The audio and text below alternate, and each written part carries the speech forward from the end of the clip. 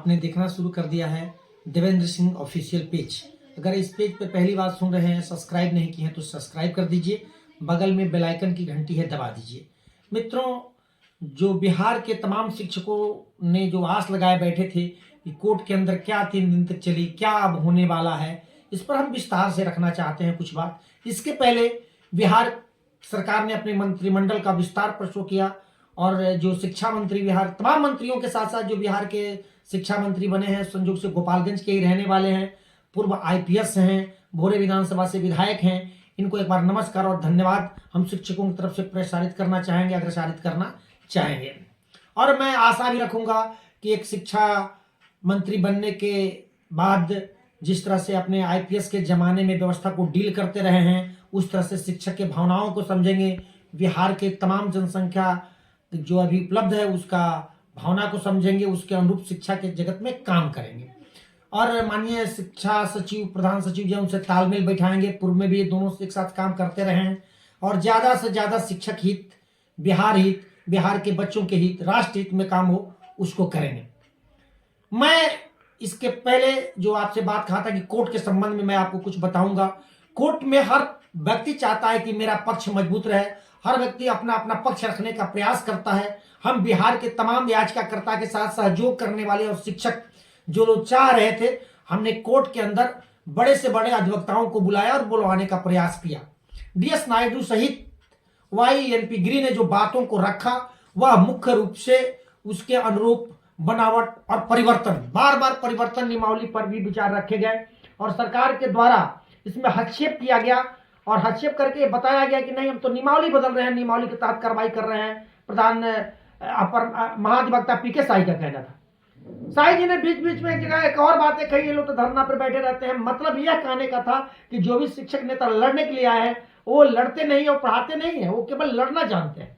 शायद शाही जी को इस बात की जानकारी होनी चाहिए, हमारे तरफ से हमारे बयानों को उनको दर्ज भी करना चाहिए कि जब जब कष्ट होता है, जब जब असंवैधानिक चीजें खड़ा होती है तो निश्चित रूप से हर व्यक्ति धरना प्रदर्शन या लोकतंत्र के माध्यम से जो मापदंड तय है उसके तहत कोर्ट जाते हैं। उसके तहत भी आपकी भी नियुक्ति हुई है और आपने जो कोर्ट में पक्ष रखा है सरकार का, उसका हम लोग कहीं आलोचना नहीं कर रहे हैं, वो तो कोर्ट का मामला है। आपकी बातें सुनने के बाद कोर्ट डिसीजन करेगा। लेकिन कोर्ट ने आपने से जरूर पूछा था कि आप बार बार नियमावली क्यों बदल देते हैं। जब इन नियोजित शिक्षकों की बात आती है, जब इनका प्रमोशन का 8 साल पूछता है, जब समय आता है तो आप परिवर्तित कर देते हैं। कब तक इनको सफर कराइएगा।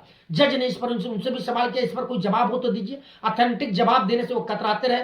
फिर कोर्ट ने पूछा कि एक बार आपने इनका दक्षता लिया, फिर सक्षमता, बार बार परीक्षा क्यों, एक ही कैडर को बार बार परीक्षा क्यों।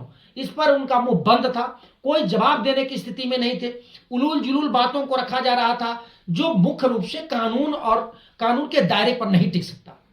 कानून पे जो बातें हैं, जो संवैधानिक बातें, उस पर बातें नहीं चल रही थी। एक तरह से कहा जाए कि कोर्ट के अंदर एक एडवोकेट खड़ा होकर यह बात चीफ जस्टिस को बचाने का प्रयास कर रहे थे कि विधायिका ऊपर है, विधायिका ने जो जो नियम बनाया है उसके तहत इस पर शासन कर रहे हैं।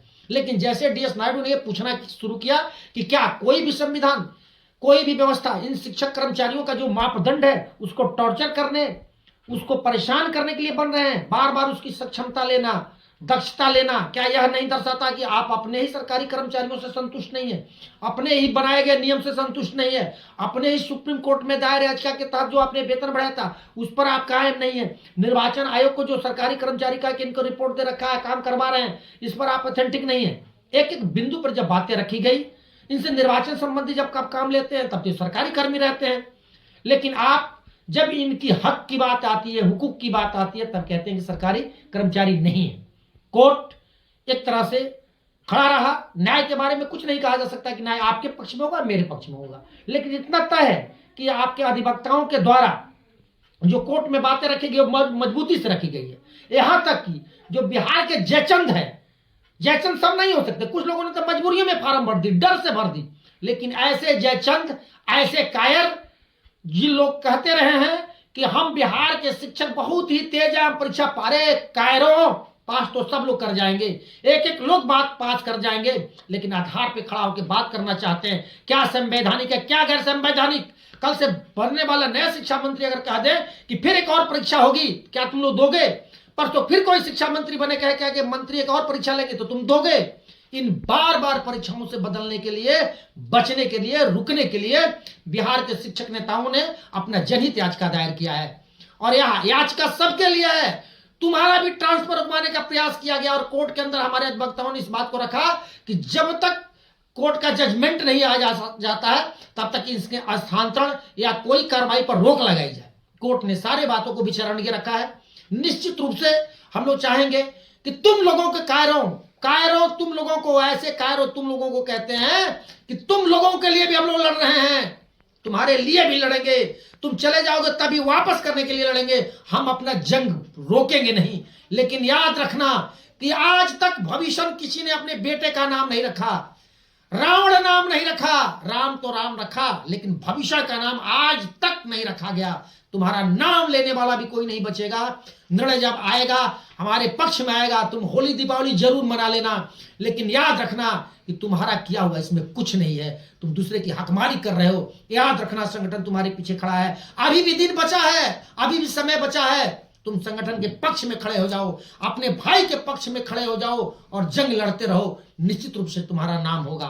और कोर्ट के जो कार्रवाई हो रही है, आप कोर्ट के प्रति निश्चित रूप से अपना आश लगाए बैठिए। मैंने पूर्व वीडियो में भी कहा था कि अगर हम हारेंगे तब भी सुप्रीम कोर्ट जाएंगे। सरकार भी अगर हारेगी तो निश्चित रूप से वो चाहेगी कि सुप्रीम कोर्ट जाए। लेकिन मैं सरकार से एक अपील करना चाहूंगा इस वीडियो के माध्यम से कि अगर आप हार जाएं कोर्ट से तो समझना कि बिहार की जनता, बिहार के उच्चतम न्यायालय ने निर्णय दे दिया है इन शिक्षकों के पक्ष में।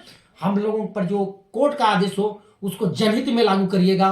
और हम शिक्षक इसी आस के साथ हाई कोर्ट के अपर